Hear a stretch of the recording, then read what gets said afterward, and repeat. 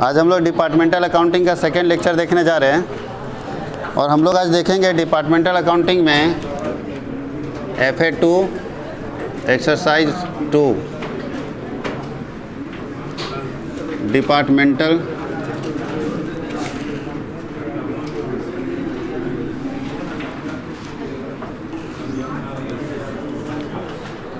आज हम लोग देखेंगे डिपार्टमेंटल अकाउंटिंग में कि एलोकेशन ऑफ एक्सपेंसेस कैसे होगा। आज हम लोग रिकॉर्डिंग सीख रहे हैं और रिकॉर्डिंग में हम लोग को सबसे मेन जो देखना है वो एलोकेशन ऑफ एक्सपेंसेस देखना है। पहले आपको बता दें कि प्रॉब्लम क्या आएगा वो समझ लीजिएगा तो आपको आसान होगा ये जानने में कि हम लोग पढ़ने क्या जा रहे हैं। आप जब भी डिपार्टमेंटल अकाउंटिंग करोगे तो जो सेपरेट एक्सपेंसेज है उसमें कहीं कोई दिक्कत नहीं होगा, लेकिन जो ज्वाइंट एक्सपेंसेज है उसमें प्रॉब्लम होगा। जैसे एग्जांपल समझिएगा तब आपको समझ में आएगा कि हम लोग पढ़ने क्या जा रहे हैं। अच्छा बताइए, एक बड़ा सा बिल्डिंग बना लिया और उसमें 6 डिपार्टमेंट रखे हुए। 6 डिपार्टमेंट, बच्चा लोग का कपड़ा अलग, कपड़ा का ही हमारा दुकान है, बच्चा लोग का कपड़ा अलग है, जेंट्स का अलग है, लेडीज़ लोग का अलग है, सबका सेपरेट है। शादी विवाह के लिए अलग है, अलग अलग बिल्डिंग में है और सबका अलग अलग अकाउंटिंग होता है, अलग अलग रिकॉर्डिंग रखा जाता है सबका। और सब डिपार्टमेंट अपने अपने हिसाब से माल खरीदता है, अपना खर्च करता है। अब बताइए जी, अगर किसी जगह पे जहाँ जेंट्स का कपड़ा बिक रहा है वहाँ पे 2 स्टाफ रखे हुए, उसका सैलरी कौन देगा? जेंट्स वाला डिपार्टमेंट देगा या पूरा देगा? जेंट्स वाला डिपार्टमेंट। अरे भाई एक करके अकाउंटिंग रख रहे हैं तो जेंट्स वाले में अगर सामान बेचा जा रहा है तो उसमें अगर स्टाफ लगेगा, रेंट लगेगा, इलेक्ट्रिसिटी बिल लगेगा तो ये कौन देगा? वही डिपार्टमेंट देगा, रिलेटेड डिपार्टमेंट देगा। अब यही बात आपको समझना है कि अगर रिलेटेड डिपार्टमेंट देगा, जैसे एग्जांपल से समझिए तब आप समझ पाएंगे। मान लीजिए हमारा एक बिजनेस है और उसके 4 अलग अलग डिपार्टमेंट है। रिलायंस का देख लेते हैं, 4 अलग अलग है। एक डिपार्टमेंट है P, Q, R और S। बताओ P का अपना खर्च, माल लाया P माल लाया, P का स्टाफ का सैलरी क्या Q देगा? ये दोनों देगा क्या? नहीं, P का अपना खर्च खुद P सहेगा, Q का अपना खर्च चाहे स्टाफ का सैलरी हो, चाहे रेंट हो, चाहे माल लाने का खर्चा हो, सब ये अपना सहेगा। इसका अपना खर्च अपने सहेगा, ये अपना खर्च अपना सहेगा। प्रॉब्लम तब आता है जो ज्वाइंट खर्च होता है। ज्वाइंट खर्च का मतलब ये जो बिल्डिंग है, बिल्डिंग के बाहर एक गेट कीपर है जिसको दरबान बोलते हैं, चपरासी बोलते हैं। गेट कीपर है जो सबके लिए गेट खोलता है, जो ये चारों में जाने वाले कस्टमर के लिए गेट खोल देता है और सब कस्टमर को वो सर्विस देता है। अब उसका सैलरी कौन देगा? सब देगा तो कैसे देगा? बराबर। जबकि डिपार्टमेंट A में हो सकता है, जैसे मान लेते हैं यहाँ कपड़ा बिकता है तो ज़्यादा स्पेस चाहिए। ये बेचारा पान बेचता है, बिहार का है इसलिए बिहार में पान चलता है। छोटा सा जगह नहीं, वो पान के लिए कितना छोटा सा जगह उसको मिला है, उसी बिल्डिंग में छोटा सा उसको जगह मिल गया। सीढ़ी के बगल में ही सब रहता है, सीढ़ी के नीचे जगह खाली था, वहीं पर पान वाले को मिल गया।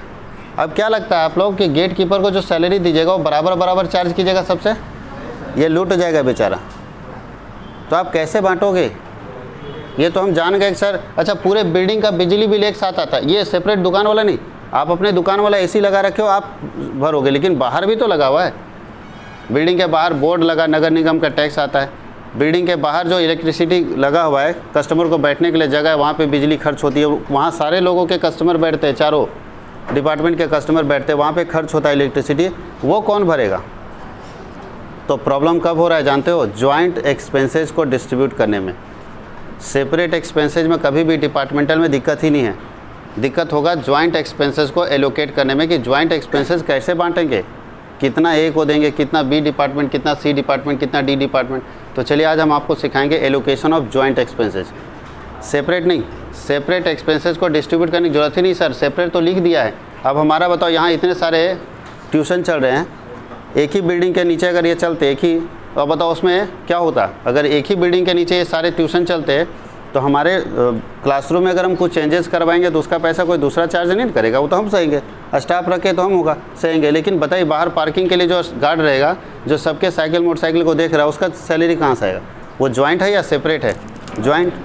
तो कैसे देगा? हम लोग जो ये आगे जो ज़मीन है उसका रेंट देते हैं, जहाँ पे आप साइकिल मोटरसाइकिल लगा रहे हो, तो रेंट कैसे लगेगा? सब लोग इक्वल देगा?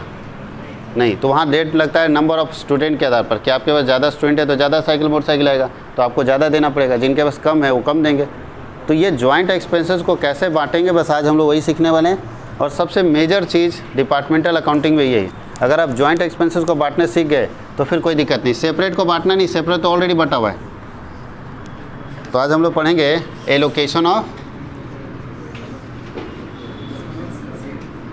एलोकेशन ऑफ एक्सपेंसेस, व्यय का बंटवारा, व्यय का बंटवारा। तो दो तरह के खर्च होते हैं। पहला क्या है, सेपरेट एक्सपेंसेस, सेपरेट एक्सपेंसेस, हाँ या नहीं, और दूसरा होता है ज्वाइंट एक्सपेंसेस।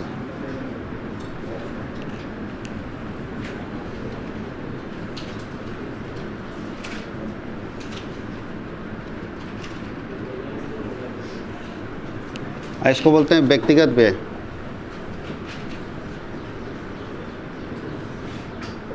अब बताओ जी, सेपरेट एक्सपेंसेस को बांटने की जरूरत पड़ता है?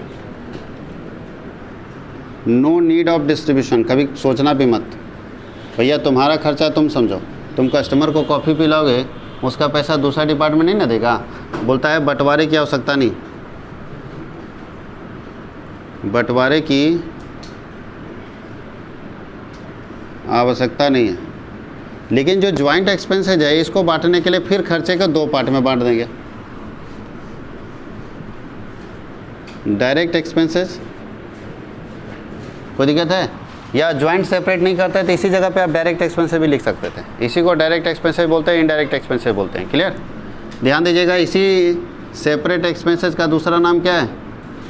Direct expenses. तो अगर आपको ये नहीं समझ आ रहा तो यहीं पे आप लिख दो तो ज़्यादा बेटर रहेगा। इसी को और करके लिख दो, इसको दूसरे लैंग्वेज में हम लोग कौन सा एक्सपेंसेस बोलते हैं, और यहीं पे कर दीजिए और डायरेक्ट एक्सपेंसेस। सेपरेट को ही हम लोग क्या बोलते हैं? Direct expenses.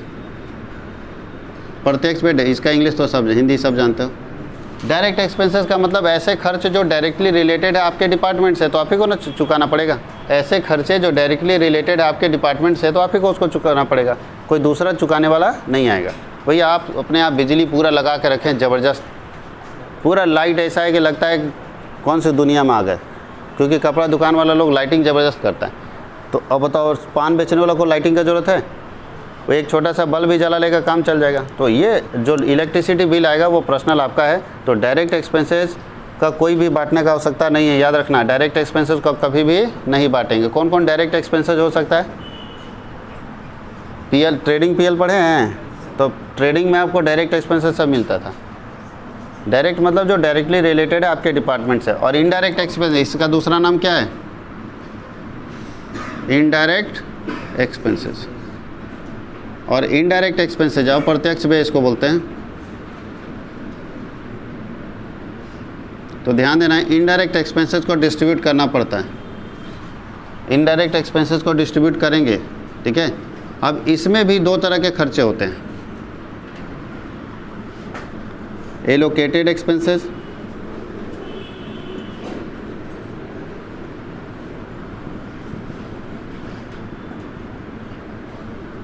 बांटने योग्य व्यय, और नॉन एलोकेटेड एक्सपेंसेस।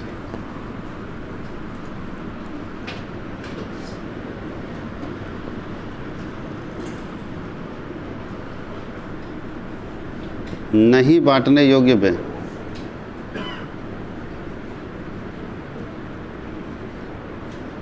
बहुत सारे ऐसे खर्चे हैं जिसको बांटा नहीं जा सकता, बहुत सारे ऐसे खर्च है जिसको बांटा नहीं जा सकता। आपको ये नहीं पढ़ना है, नॉन एलोकेटेड नहीं पढ़ना है, क्योंकि ये जाता है जनरल पीएल में। ये क्या हुआ जानते हो, ये कौन से खर्चे होंगे? अच्छा, मेरा 4 डिपार्टमेंट है तो मालिक का ही ना 4 डिपार्टमेंट है, तो चारों का सेपरेट मालिक रखा, फिर चारों से जो कमाया उसके लिए मालिक अपना एक अकाउंट बनाएगा ना, कि हमको टोटल मिला के कितना फ़ायदा हुआ। तो मालिक एक अलग अकाउंट बनाता है जिसका नाम है जनरल पीएल। तो ये ट्रांसफ़र हो जाता है जनरल पीएल में। ये कहाँ ट्रांसफ़र होता है? जनरल पीएल अकाउंट में, याद रखना। तो ये सारे खर्चे आपको बहुत कम मिलेंगे नॉन एलोकेटेड एक्सपेंसेस। जैसे इनकम टैक्स बट नहीं सकता है, इनकम टैक्स मालिक कमाएगा तब ना बांटेगा, तो वो सब उसमें चला जाएगा जो खर्चे नहीं बांटे जा सकते। हम लिख देंगे कि कौन कौन से हैं नॉन एलोकेटेड, और एलोकेटेड एक्सपेंसेस कैसे बांटेंगे। तो इसके लिए बहुत सारे रेशियो हैं, तो इसका हम लोग लिख लेते हैं कि कौन कौन सा नॉन एलोकेटेड एक्सपेंसेस है। नाम एक एक करके लिख देते हैं और फिर इसमें जैसे आता है इनकम टैक्स, ये सब कहाँ जाएगा, जनरल पीएल में, याद रखना। और आपको ये बनाना ही नहीं रहता, आपको बनाना था departmental trading and PL account. General PL आप नहीं बनाते। जनरल पीएल कौन बनाएगा, जो सारे डिपार्टमेंट का हेड होगा।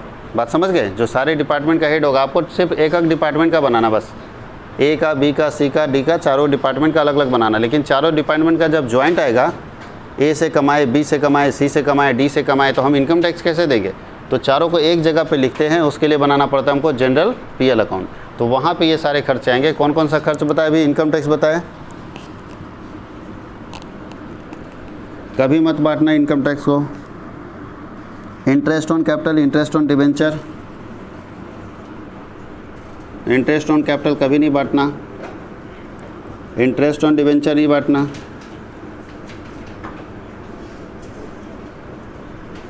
मैनेजर सैलरी नहीं बांटना।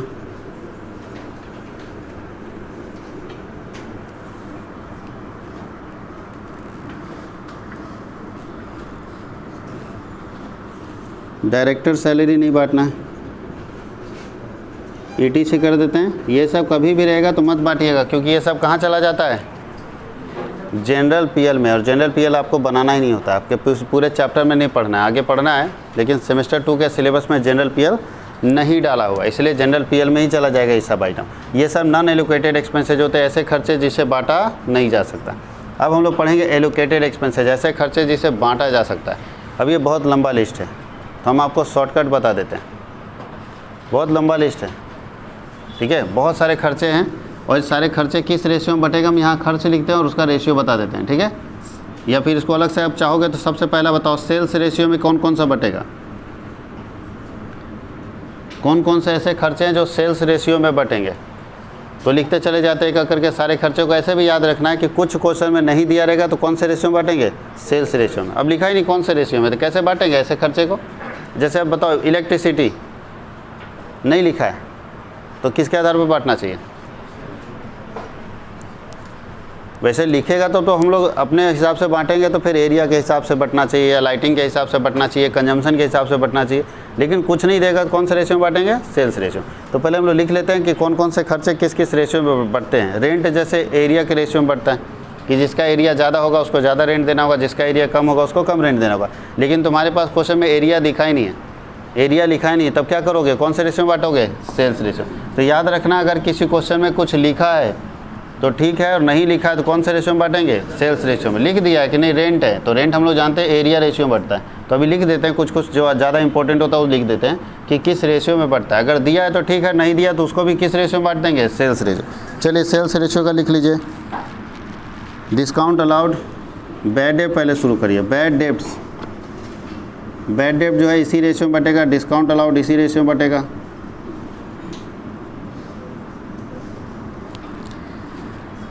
Carriage outward advertisement, carriage outward advertisement,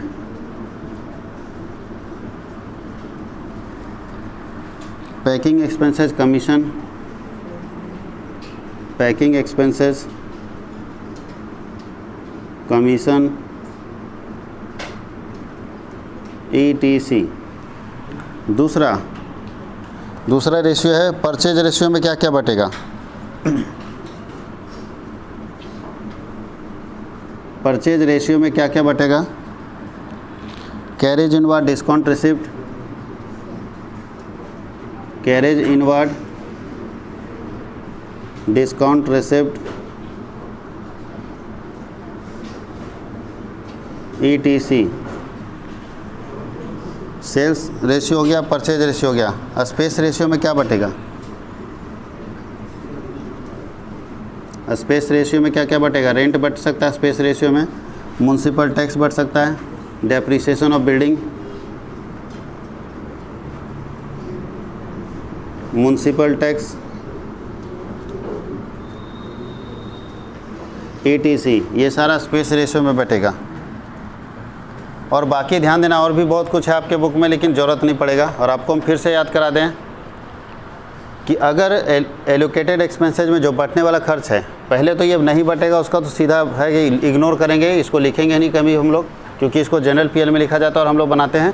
departmental trading and PL, तो वहाँ जाएगा नहीं, इसको इग्नोर कर देना। यहाँ पे अगर जो खर्च है, अगर किसी खर्च के बारे में नीचे कुछ रेशियो लिखा है, लिख दिया कि नहीं 2:3 में बांटेंगे, जैसे लिखा है एडवर्टीजमेंट का 2:3 में बांटेंगे, तो बांट देंगे भाई, लिखा हुआ है तो बांट देंगे। और नहीं लिखा है तो कौन से रेशियो में बांटेंगे? इन अब्सेंस ऑफ एनी इन्फॉर्मेशन हम लोग सेल्स रेशियो चुनेंगे। अगर कुछ भी नहीं बुझा रहा है तो सीधा सेल्स रेशियो में बांट के रेडी रहेंगे। और अगर जैसे यहाँ देखो, रेंट को कौन से रेशियो में बांटना चाहिए? स्पेस रेशियो में, जो जितना जगह लेगा उतना किराया देगा। अब तुम्हारे क्वेश्चन में स्पेस रेशियो है ही नहीं, तो नहीं है तो क्या करोगे? नहीं है तो क्या करोगे? लास्ट हम लोग सेल्स रेशियो में ही रेंट को बांट देंगे। तो अगर रहेगा तो उस रेशियो को यूज करेंगे, नहीं रहेगा तो सिंपल हम लोग सेल्स रेशियो याद रखेंगे और उसी में सबको क्या करना है? बांट देना है। फिर से एक बार रिमाइंड कर लेते हैं, खर्च एलोकेशन ऑफ एक्सपेंसेस के लिए खर्च को 2 पार्ट में बांटा गया, डायरेक्ट एक्सपेंसेस और इनडायरेक्ट। डायरेक्ट एक्सपेंसेस ऐसे होते हैं जिनको बांटने का ज़रूरत नहीं है, इनडायरेक्ट एक्सपेंसेस को बांटना पड़ता है। अच्छा, डायरेक्ट एक्सपेंसेस कहाँ पे जाता है मालूम है आप लोगों को? ट्रेडिंग अकाउंट में जाता है। डायरेक्ट एक्सपेंसेस कहाँ जाता है? ट्रेडिंग में, और ये जाता है पीएल में। तो आपको डिपार्टमेंटल ट्रेडिंग में कुछ भी बांटना नहीं है, डिपार्टमेंटल ट्रेडिंग सबसे बन जाएगा, क्योंकि इसमें बांटने का झंझट ही नहीं है, सिंपल। तो डिपार्टमेंटल ट्रेडिंग सबसे बन जाएगा। आपको समस्या किस में आएगा? पीएल में, क्योंकि यहाँ बांटना पड़ेगा। तो यहाँ जो बांटेगा उस किस तरह का? तो 2 खर्चा है, एलोकेटेड और नॉन एलोकेटेड, ये सब बांटेगा ही नहीं। ये सब अगर रहेगा तो क्या करेंगे? इग्नोर करेंगे, ये सब क्वेश्चन में नहीं लिखेंगे। और ये खर्चे अगर रहेगा तो आपको बांटना पड़ेगा, चाहे जो भी खर्चों को किस रेशियो में बांटेगा? सेल्स रेशियो में। अगर रेशियो दिया है तो ठीक है, नहीं दिया है तो सेल्स। अब हम लोग डिपार्टमेंटल ट्रेडिंग और पीएल का फॉर्मेट देखेंगे। यहाँ लिख लीजिए, फॉर्मेट ऑफ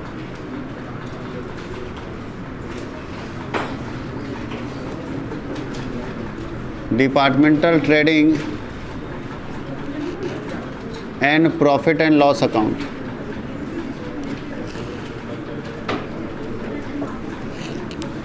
यहाँ लिखा रहता है for the year ending, last date लिखा रहता है कब हमारा बुक्स क्लोज हो रहा है।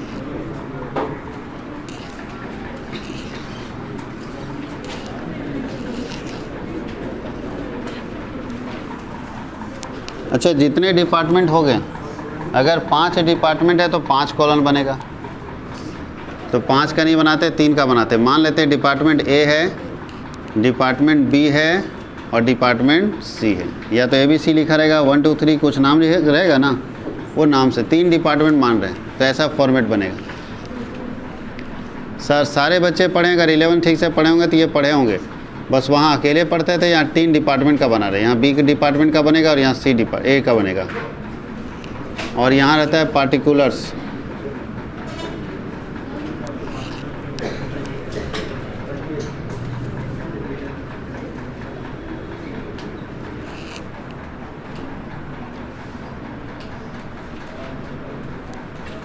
ये पूरा इधर डेबिट साइड और उधर का पूरा पोर्शन क्रेडिट साइड। यहाँ पे डबल लाइन खींच देने हैं, समझ जाना, बाउंड्री लाइन है, ये डेबिट साइड का लाइन है, ठीक है।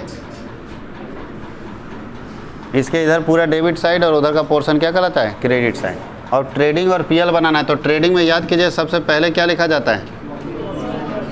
Opening stock. अभी ब्रांच में भी फाइनल अकाउंट पढ़ के आए हैं, यही ना पढ़े थे? उसके बाद यहाँ पे क्या आता है? परचेज या नेट परचेज? Net purchase. और नेट परचेज कैसे निकलता है बताइए? परचेज में परचेज टन को क्या करना होगा? माइनस। परचेज में परचेज टन को माइनस करेंगे तब ना आएगा नेट परचेज। बात समझ में आई? लिखने की जरूरत नहीं ना, नेट परचेज कैसे निकलेगा। और इधर चाहता है नेट सेल्स, नेट सेल्स। और नेट सेल कैसे निकलता है? यहाँ लिख देते हैं, सेल्स माइनस सेल्स रिटर्न, इससे ना नेट सेल निकलेगा। तो नेट सेल यहाँ पे लिखते हैं, यहाँ भी लिखे देते हैं, परचेज माइनस परचेज रिटर्न, इससे निकल जाएगा नेट परचेज। और यहाँ पे क्या लिखा जाता है? Closing stock, closing stock. और यहाँ पे क्या आता है? नहीं, पहले डायरेक्ट एक्सपेंसेस आएगा ना। क्या आएगा? Direct expenses. देखो डायरेक्ट एक्सपेंसेस को बांटने की जरूरत नहीं, डायरेक्ट लिख देना। और यहाँ आता है ट्रांसफ़र फ्रॉम अदर डिपार्टमेंट।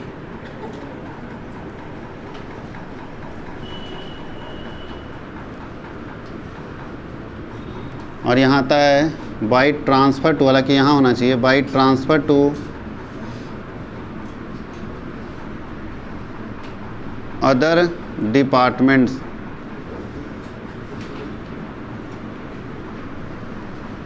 या पहली बार सुन रहे हो ट्रेडिंग अकाउंट में, इससे पहले नहीं देखे हो कभी।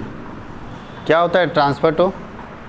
तो याद रखिएगा, जब डिपार्टमेंटल ट्रांसफ़र होगा ना, एक डिपार्टमेंट दूसरे डिपार्टमेंट को सामान ट्रांसफ़र करेगा, तब उसका अकाउंटिंग कैसे करेंगे? एक डिपार्टमेंट दूसरे डिपार्टमेंट को ट्रांसफ़र कर रहा है कोई सामान, तो उसका अकाउंटिंग क्या करेंगे? तो ध्यान ये देना है कि जिस डिपार्टमेंट के पास सामान आएगा वो डेबिट साइड लिखेगा, और जिस डिपार्टमेंट के पास जाएगा वो कहाँ लिखेगा? क्रेडिट में, क्योंकि भेजेगा तो स्टॉक कम होगा तो क्रेडिट में लिख देगा, और वो उसके पास आएगा तो वो कहाँ लिखेगा? डेबिट में। तो याद रखना है कि इंटर डिपार्टमेंटल ट्रांसफ़र के केस में ऐसा आएगा, इंटर डिपार्टमेंटल ट्रांसफ़र के केस में ऐसा आएगा जहाँ दो डिपार्टमेंट आपस में ट्रांसफ़र कर रहा है, तो जो रिसीवर होगा वो डेबिट साइड लिखेगा और जो गिवर होगा वो क्या लिखेगा? Credit side. नाम यही लिखा रहेगा, यही रहेगा, ट्रांसफ़र फ्रॉम अदर डिपार्टमेंट, मतलब अदर डिपार्टमेंट से ट्रांसफ़र है, रिसीवर है तो इधर लिखेगा, और अगर ये डिपार्टमेंट गिवर है तो इधर लिखेगा। जो देगा उसका स्टॉक घटेगा और जो रिसीव करेगा उसका स्टॉक क्या होगा?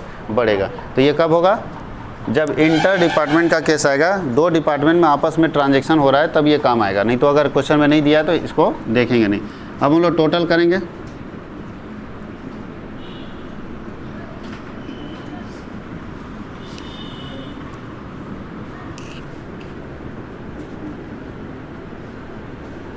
बैलेंसिंग का नियम है कि उधर का टोटल जिस लाइन में रहेगा ये, और ये टोटल सामने होना चाहिए। देखो मेरा थोड़ा सा नीचे जा रहा है, लेकिन एकदम सामने होना चाहिए। अगर क्रेडिट साइड ज़्यादा हो, क्रेडिट साइड ज़्यादा हो और डेबिट साइड कम हो, जो कि हमेशा होना चाहिए, तो यहाँ पे आंसर आएगा। ये कौन सा बैलेंस निकलेगा? क्रेडिट ज़्यादा है और डेबिट कम है, कौन सा बैलेंस है? डेबिट बैलेंस है या क्रेडिट बैलेंस? क्रेडिट ज़्यादा है और डेबिट कम है, तो कौन सा बैलेंस है? क्रेडिट बैलेंस है। क्रेडिट ना ज़्यादा है, और क्रेडिट बैलेंस कहलाता है प्रॉफिट, और यहाँ हम लोग बोलते हैं ग्रॉस प्रॉफिट।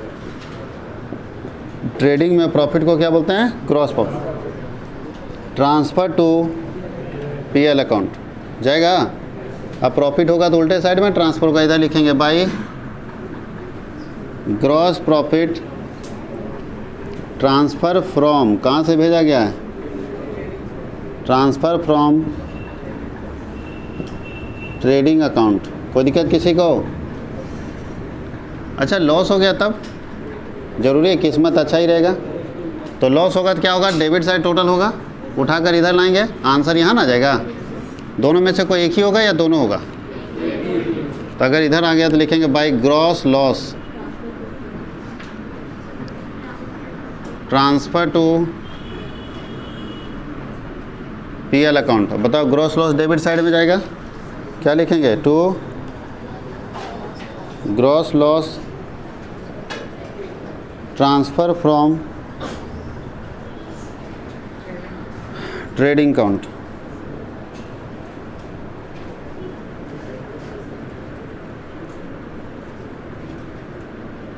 या तो प्रॉफिट होगा या तो क्या होगा? लॉस। और पीएल में और कुछ नहीं जाता, पीएल में सिर्फ एक ही चीज़ जाता है, इनडायरेक्ट एक्सपेंसेस डेबिट में और इनडायरेक्ट इनकम क्रेडिट में। क्रेडिट में जाता है इनडायरेक्ट इनकम,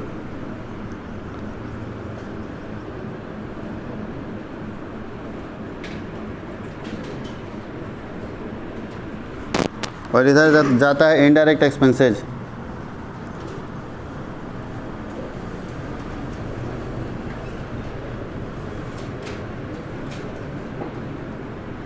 अब बताइए, आप लोग बता सकते हैं कि इनडायरेक्ट इनकम कौन कौन सा है? जब नहीं बता सकते हैं तो दिक्कत होगा। हम अगर हेडिंग सिर्फ लिख दिए इनडायरेक्ट इनकम, तो आप कैसे बनाओगे? इनडायरेक्ट इनकम में क्या क्या आता है? अरे पीएल के क्रेडिट में कौन कौन सा आइटम आता है, याद है आपको? क्या क्या आता था पीएल के क्रेडिट में? डिस्काउंट रिसिप्ट आता था, और बताइए कमीशन रिसिप्ट, बैड डेब्ट रिकवर आता था। जो इनकम होगा बिजनेस के लिए इधर लिखेंगे। तो पढ़ने से तो आइडिया लग जाना चाहिए। नहीं याद है तो अभी भी मेरे यूट्यूब चैनल में इसका वीडियो पब्लिक किया हुआ है, 11th क्लास का ट्रेडिंग पीएल का, जाके देखिए, उसको कम से कम याद रहेगा। क्योंकि यहाँ फॉर्मेट में भी नाम नहीं लिखा है, सिर्फ लिख दिया इनडायरेक्ट एक्सपेंसेस। वो आपको फर्स्ट ईयर में पढ़ना था, वहाँ पढ़ा दिया और उसके बाद छोड़ दिया। और इनडायरेक्ट एक्सपेंसेस में क्या आएगा? रेंट आएगा, सैलरी आएगा, कमीशन आएगा, है ना, डेप्रिसिएशन आएगा, सब इसमें आएगा। तो इनडायरेक्ट एक्सपेंसेस मतलब जो बिजनेस से डायरेक्टली रिलेटेड नहीं, वैसे खर्चे को इनडायरेक्ट एक्सपेंसेस बोलते हैं, जो पीएल के डेबिट में जाता था, तो वो सारे इनडायरेक्ट एक्सपेंसेस यहाँ पे चले जाएंगे, चाहे रेंट हो, चाहे सैलरी हो, चाहे कमीशन हो, चाहे वो बैड डेप्ट हो, सारे इनडायरेक्ट एक्सपेंसेस यहाँ पे चला जाएगा। अब इनडायरेक्ट एक्सपेंसेस लिखने के बाद हम लोग निकालेंगे कि प्रॉफिट हो रहा है या लॉस हो रहा है। तो टोटल करेंगे,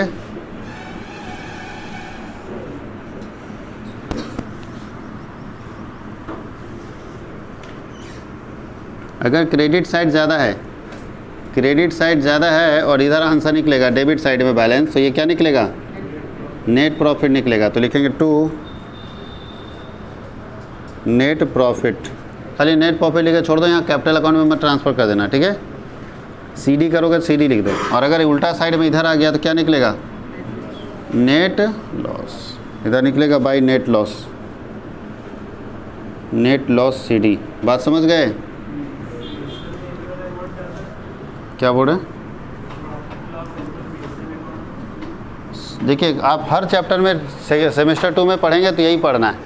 आप ब्रांच में पढ़े ना, ब्रांच में पढ़े ना फाइनल अकाउंट, अभी पढ़ रहे हैं, आगे भी 2 चैप्टर ऐसा मिलेगा जिसमें ये पढ़ना है, ट्रेडिंग और पीएल।